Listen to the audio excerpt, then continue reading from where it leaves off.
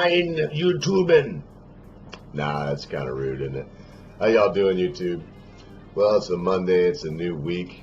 It's new beginnings, I guess. To me, Sunday is the first day of the week. I just want to remind you that Sunday from now on is going to be a very British Sunday. So look for some British news on Sunday. That's to all my Brit friends that have subscribed. I've seen there's actually around 20% of my channel is from Great Britain, and I really appreciate it. Y'all are important to me to the point that I want to cover a little of your news. Not to belabor anything today, but I was going to tear up John Lewis and this insanity that's coming from the left. I picked a different topic, and we're going to get right into that, but I do want to say, if you would like to see what Mr. Lewis, Congressman Lewis, had to say about our president-elect and soon-to-be president, go check it out. And, I don't know, reverse some roles in your mind. I'll just say that. But check it out on TheBritisher. You want some even commentary? It's a little short. I think I've got something from him. Thank you, Britisher, but I don't know. I doubt I can get it from England. But I'm getting something, as you can hear in my voice. But guess who sounds really crystal clear today? Is the hard bastard. So go check him out if you want the same coverage on the same thing. The bastard does about 20 minutes of really good commentary. The Britisher, he put in his hard 6 pence. Not around 6 minutes because he probably didn't feel that great. He likes to keep short and sweet anyway, get right to the point. Oh, you know us Americans. He said something about brash and garish, and here I am with my greeny green and my paisley silk hanky stanky, you know, to wipe my face and whatnot because I'm so delicate. Anyway, so check one of those out if you want to see John Lewis get eviscerated. And the whole idea, it's not so much John Lewis. I don't want to be too terribly titular. I also don't want to titillate in a pornographic manner. There's no fear porn mongering here, sir, or madame, whatever the case may be. Hi, Fanny, if you're watching. Mr. Roundtree, if you're watching. Drunken Sailor. How you doing, brother? So I took a look a little bit deeper. Before I say much more about it, I'm just going to let the clip play. Sir, since you're attacking us, can you give us a question? Mr. President-elect. Mr. President-elect, since you are attacking our news organization, can you give us a chance? Your organization. You are attacking our news. I'm not going to give you a question. Can you state categorically? You are fake news. President-elect Trump refused point-blank to answer questions from CNN today because of the story they published the previous day. CNN's correspondent Jim Acosta said that incoming press secretary Sean Spicer threatened to throw him out of the press conference if he tried to ask another question. That incident... Right off the bat here, they're going to make me break in because I read that thing, read it on the screen. I read that, pause it if you have to. It said that this man says the incoming press secretary told him that he couldn't. And he I can't imagine that the incoming press secretary would say something to the effect of, you ask another, any question, another one, and you're out. No, he's saying if you bring up this unfounded, and I've covered it in another video. I believe they're going to talk a little bit about it. It's disgusting, man. And if he did, but I can't see this stuff happening. And show me the proof. Show me the proof. That's all I'm going to say. Show me the proof. I don't see it in these words. Just words. And Trump's behavior throughout his first press conference as president-elect raises some serious questions and implications for American democracy, and questions about how our institutions will deal with him. Before Michael Moore joins him, see if you can count how many questions they ask about his impact on democracy. I'm going to write them down if they ask any, or if they just make unfounded accusations. Let's find out together, shall we? I believe he's going to invite Mrs. Moore on the stage. Does anybody else think that maybe he is doing a Bruce, a Jenner? Looks to me like he's becoming an old lady. Now to help me answer that, Academy Award-winning documentary filmmaker Michael Moore. What did you make of the press conference today? Well, first of all, so I'll speak as a director then, as a film director. No questions. He's going to speak as a director. In other words, he's just going to make up something. Remember, documentaries, he made mockumentaries. It was a masterful performance. He owned the room. He owned the day. This should be very distressing to everyone. You think it was politically effective today? Absolutely, especially for he and his side. As showmanship. As such, I did this in my head. Take those same words you just showed. You are fake news. Put those words in Nixon's mouth. you're fake news. You Right, know? yeah. It would have sounded like the paranoid that Nixon was. Put those words in George W. Bush's mouth, you know, you're fake news. It would have sounded defensive and like the little boy. This guy pulls that off, and he pulls it off over and over and over again, and confuses the situation with so much. You don't know really. I mean, we don't have enough time here to deal with everything that was said and done. Then I suggest you make time, Mr. Moore. I did notice that you started right with the fear porn mongering. This should be very distressing that he had a good time. And then you named 2 Republicans. I'm not a Republican. I'm an anarcho-capitalist. Let me say that correctly. I'm an anarcho-capitalist. I believe in very, very limited government. I believe in personal freedom. And, you know, I'm just going to say this real quick before I let these fear porn mongers carry on. Personal freedom sometimes means you have the freedom to do stupid stuff and die. That's happened many times. It's happening today as we speak, even with all of our laws. But to quote Joe Rogan, what are you going to do? Nerf the world? I didn't steal your joke, Joe. Don't come and try to do the spinning back kick on the ogre. I couldn't take it. But again, speaking as a director, once again, the props, the Trump stakes were replaced by file folders that they wouldn't let. By the way, I don't know if this has been reported. They wouldn't let the reporters. We said that earlier today because one of our own reporters, I tried to look inside among the others, says, well, what's in here? Yeah, because of course somebody went to Staples an hour earlier. Clear, very, yes. I mean, I don't know, but that created this prop plausible. that looks like a law student's dorm room. Right. Are you just angry because he has a brilliant mind? I mean, you should see a kindred spirit in Trump, if anything else. You're a showman. I mean, I loved Roger and me, Michael. My big ogre worked at the V8 plant for 38 years. So, the places you show in that movie, the ogre has walked those streets. What have you become, sir? What have you become? You're going to be upset with someone now for using props? You made things up and cut and splice. I know now that Roger actually was going to meet with you.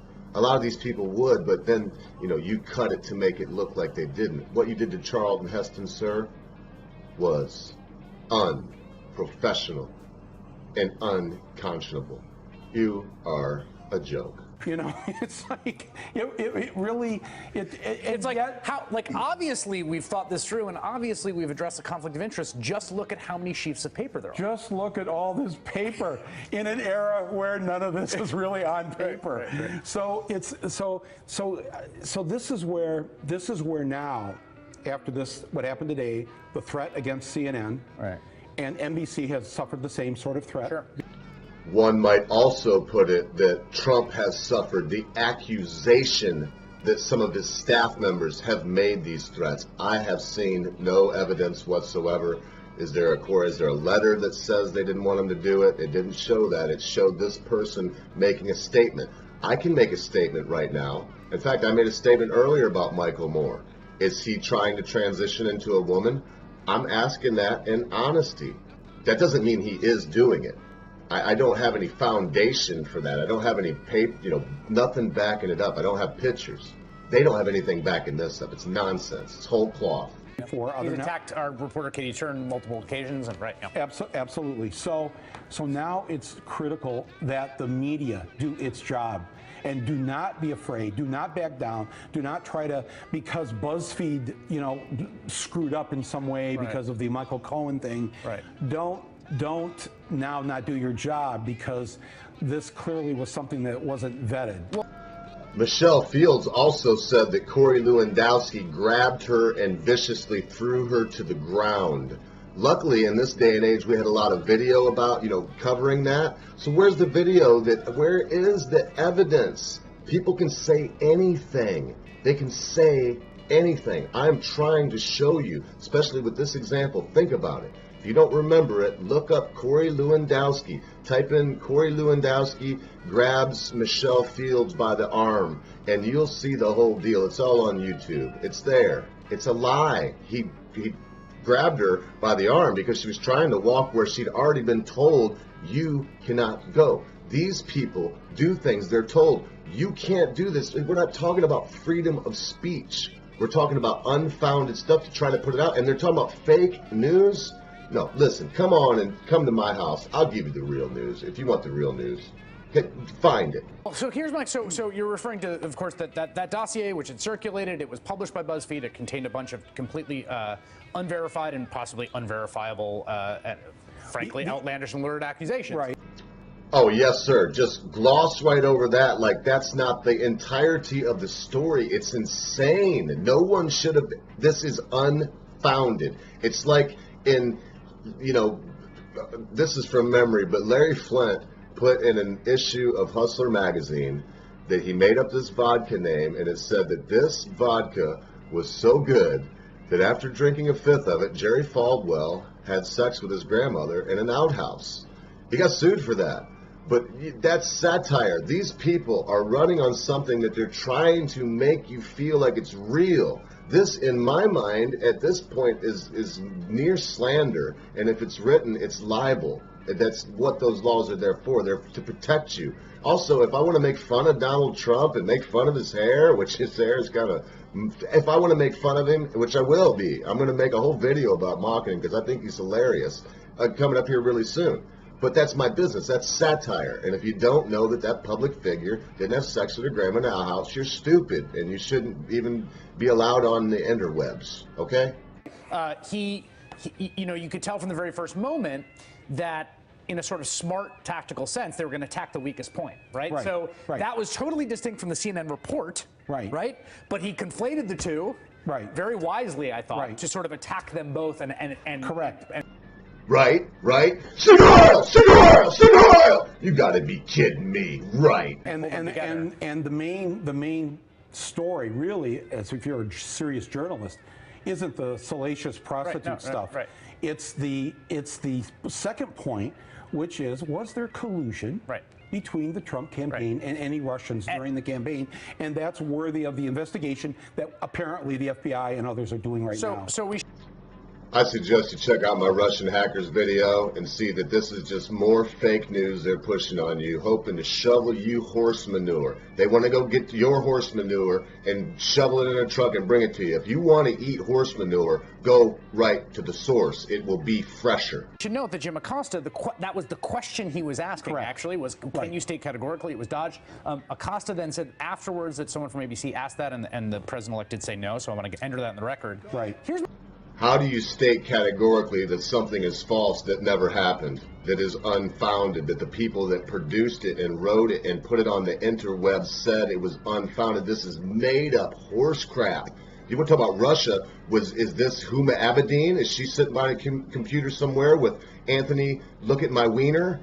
And I'm just making this stuff up off the top of my head like they are. What is this? Did this story, this golden shower story, did it originate in the mind of Bill Clinton, his filthy, perverted mind? Did it originate there? I don't know. Maybe it did. My question to you, you know, I have watched this play out in the transition period, and what I've noticed is this. You know, Donald Trump ultimately became president-elect, I think, because he was able to profit off a forced choice between himself and Hillary Clinton. And Hillary Clinton, because of 30 years in the public eye, because of a whole different cohort of factors, he was able to say, well, you know, you may not like me, but it's me or her, right? And he attacked her as the kind of alternative. I watched a lot of Donald Trump's rallies. I listened to them while I worked around the farm on my headset. I heard what he said. He did not say, I'm the alternative. He told you what he wanted to do and the direction he wanted to take this country, that he wanted to quell illegal immigration, that he wanted to protect American jobs. Listen, if you want to hear, go hear from him. Again, I'm not going to shovel it to you. Go hear what he said. He didn't say pick me because I'm the better alternative. He did say that. All politicians say that. But he didn't. That's not what he did. He outlined policies very clearly. He had a 100-day plan. Go and look and see the archives. You don't have to take it from me. They try to keep saying that, oh, you don't know what he's doing. He has no plan. He's had a very succinct outline plan from day one. It strikes me that he has now replaced Hillary Clinton, who's no longer on the ballot, with the media. That the media, he is now running against the media. Right. So the scary part of that analogy is you have Hillary who won, but because of the Democrats and who they are and the way they are, she lost. Are you saying, right? Well, I mean, she didn't win in the sense that she did not win the 270 electoral votes necessary to become president. Or, well, let me put it a different way. If Donald Trump Right. had won by 3 million popular votes, things would have played out very What would differently. be going on right now? Yes, I agree completely. Everybody knows the answer, including Donald Trump. That's What, riots in the street? Congressman saying that she's not qualified and unfit? That she's not legitimate? Would there be Asian folks burning down suburbia? And some Indian folks, they're like doctors and whatnot out there rioting and saying, you know, we want Trump and down with Hillary. She's not legitimate. Would they, you know, no, it's the cry bully, nonsensical, unfathomable.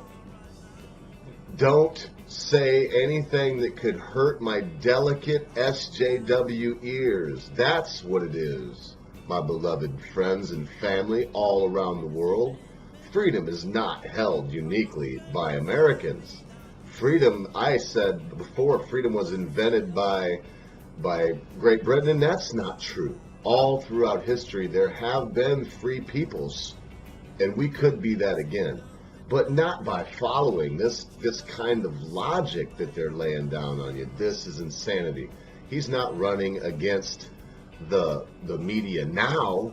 He's been running against the media since on Bill Maher. Ann Coulter was on there when they said, who do you think's going to get the nomination for Republican? She said, of the eligible candidates right now, yes. But, I would say Donald Trump. Lady just frozen like this, like she saw something crazy. Guess what? He's now president-elect. So isn't it time, mainstream media, that you just stop with this Trump bashing? Just stop with the Trumpiphobia. It's time that we get over our Trumpiphobia and we move on. I would not have Clintonophobia. I already lived through on Clinton, man.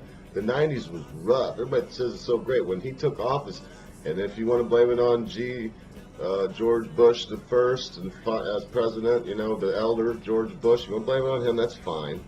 But, I mean, when he was in office, man, I was starving to death in Orlando, Florida, where before that, everybody, you could get a job in a second. You could quit one job, throw your tool belt over your shoulder, walk not even 2 houses down and be doing the same thing you were with just maybe making 50 cents more an hour. And then all of a sudden, 1994, well, it was more like 95 when it actually tanked. But I'm rambling. Listen, don't take these people's crap. It's a pack of lies right here, what they're saying. The media's been against Trump from the beginning. It's not the media. I'll tell you a little secret. Shh. It's the 2 corporations that own the media. Wake up. Wake up, world. Wake up. Go watch, get your coffee. Ba-da-doom, ba-da-boom, ba-doom, coffee. Ba-da-boom, ba-da-boom, ba-boom, coffee. With Tim Black. Go get you some real news, sucker. Quit latching on the teat of the MSN and drinking the poisonous milk from this. Yay, I wax poetic yet again. Yes, in fact, he laid the groundwork for it. And Correct. Sure, right. Correct. Because he thought that. So play that out, though, right? So when you say the press has to be uncowed, and I think I agree with you. My own personal perspective on this, they also have to sort of focus as much as possible, which is very difficult to do, right?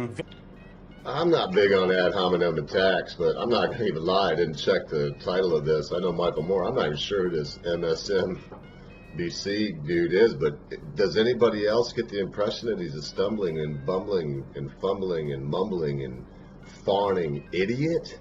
I mean, the guy can't get out a sentence without going, I don't even want to start doing it because it could affect my speech patterns. That is one of the problems with watching these mincy, mealy-mouthed morons, is you by beholding, you become changed. And I would never want to sound like this mincing, prancing, little preening puppy of a person. I would much rather use my intellect and use my mind instead of fawn all over Mr. Moore like he's just the second coming of the Whopper. You got to be kidding me. Very difficult to do. Yes, right, because you're dealing with somebody with certain issues. We'll call it that. Right. Just to. Who likes to pick a million fights and likes who says a million crazy things. That's right. He will, in one moment today, say he believes that Russia did hack into the DNC, and literally less than a minute later. Say, I don't know. Nah, maybe not. Maybe it was somebody, some other country. Fortunately, the 400-pound guy sitting on the bed now has been left out of the discussion. Right. But I thought he might have been talking about you, Michael Moore. but it could be other countries. It could be other countries. So it's this is crazy time, but it's so important. We're sitting here, we're laughing about this a little bit, but the media has to. I mean, how they said people knew this story, that this story had been floating around. Did you know? Had you heard it? I had heard word of it, but I certainly hadn't seen the dossier. What I had read was I had read David Korn's piece, which was based off this dossier. Right, okay. I mean, in terms of the first order question, I mean, I think that you don't publish that dossier. That's my. Right. This gentleman is either lying to you or he has zero moral fiber.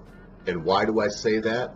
He's talking about it now. The dossier shouldn't even have been released. Why do you have Michael Moore on here? And you see, they're mincing around, but they're keeping this topic in your mind, this thing that I don't even want to say it, but you know what it is, Golden Gate or whatever. It's disgusting, man. Come on. You want to hear about a real gate that's something real? Go check out The Hard Bastard and watch some of the Pizzagate stuff. That's something real that they're trying to cover up, is what I think. Personal feeling, right? Because you got to verify stuff that you published. You published. I mean, that's my feeling. That's correct. Thank you. And as someone who I myself have had BuzzFeed print things about me that aren't true. Right. Well, get over it, Michael Moore. You got to just take it like a man, man. Take your own advice. So now you're sounding Trumpish. And well, no, it's just the truth that this is going to be the undoing of the press if they don't do what you just said. If that kind of serious journalism doesn't happen. I guess he's hoping you're not paying attention, because he just told you if that kind of serious journalism doesn't happen in the context of BuzzFeed printing a story about him that he claims is incorrect. So, according to Michael Moore, our press needs to print stories that may or may not be correct. If that's not the height of fake news and fake documentarians and fake documentaries and fake people, I don't know what is. And we should be also we should point out that NBC Universal is an investor in BuzzFeed. Yes. Well, Michael Moore, even a stop clock's right twice a day. He just said that Universal owns BuzzFeed, that they're the same company. Thank you very much, Mr. Moore. Now you understand the reporter that was trying to hassle the president-elect at a serious press conference, and they're asking about golden showers, paying hookers to pee on beds. Give me a break. It was like the same bully. That's what I'm trying to tell you. There's two companies. And Michael Moore just admitted it in a certain way. Yeah. Anytime that's mentioned, it should be said. So we should say here, though, that you're getting at the sort of pay dirt here, right? Which is, what is the term he used? They've all now appropriated this term, fake news. Fake news is this term. Fake news that he's one of the founders of in the Obama era. So he created the fake news of the Barack Obama is not a citizen, and he said that there was intelligence. That's right. I don't think they've changed their tune, Joe Arpaio's people, and they haven't changed their tune. The document was a forgery, at the very least. I believe he was probably not born in the United States of America. What do I care? Let me quote a famous American. What difference, gentlemen, at this point, does it make? Right, he was called by a reputable, credible source, that there was intelligence. Right. He himself was he was hiring investigators to support his fake news. In fact, No, Joe Arpaio's sheriff department hired some professionals, check into it, that really looked into this thing thoroughly. And they went into it hoping that the one man says, I thought for sure this was going to be the deal. But they have their technique. They know what they're looking for. It was a bogus thing. The only lady that really could have said what was on a plane that went down and died of a heart attack in the water. Everyone else on the plane survived. And listen, where I live, when ice cream sales go up, the number of drownings goes up. Does that mean that ice cream makes you a poor swimmer? Absolutely not. It's because it's summertime here and the ice is off the lake, and so people are drowning. Some people fall through the ice, but a lot more drown from their boats and drinking and whatnot. So I'm not saying that correlation shows causation. I'm just saying, at least think about it. The only person that could have told you the truth is now gone. He is the godfather of this decade's fake news. This is for him now to say fake news. Well, this is a great point. As a person who launched his political career off of unverifiable and ultimately incorrect, conspiratorial, and frankly racist. Man, I know for a fact that Tim Black and I could just start naming Sotomayor and some black guy and I could go on and on. Look them up on the. Black people are tired of you pulling the race card, whitey. Mind your own damn and let them mind theirs. Quit talking about people like they can't help themselves. You plantation running piece of garbage. This makes me so angry every time. Race card. Theories about the president's crypto-Kenyan birth, right? And forged documents and all this stuff. And the fact that the way he deals with the sex thing is his defense is I'm a germaphobe. He just admits it publicly on TV. He goes, I'm a germaphobe. Allow me to explain to you. No, there's no time to explain to you. Allow me to sum up. Inigo Montoya. Man, come on. I'm going to end their time right here. And I'm just going to say they have just taken and spent all this time to make a fake news story seem real. And right before your eyes in this last clip, they're trying to make a real story about where did Barack Obama, where is he born? This is going on as I'm speaking. And real investigators that don't, and Trump came out and said, hey, he don't want to get into it, is basically what he was saying, and suckered the press into fawning on him again in their nasty, terrible way. Well, following him with the cameras. Because Trump's known one thing. There's no such thing as bad publicity. I'm pretty sure I could do some crazy things and probably get more attention. Other attention will come because I'm going to bring you something that I know will be refreshing in your life. I'm going to bring you perspective. Not a skewed perspective to the right, not a skewed perspective to the left. Maybe it's a new perspective you've never heard of.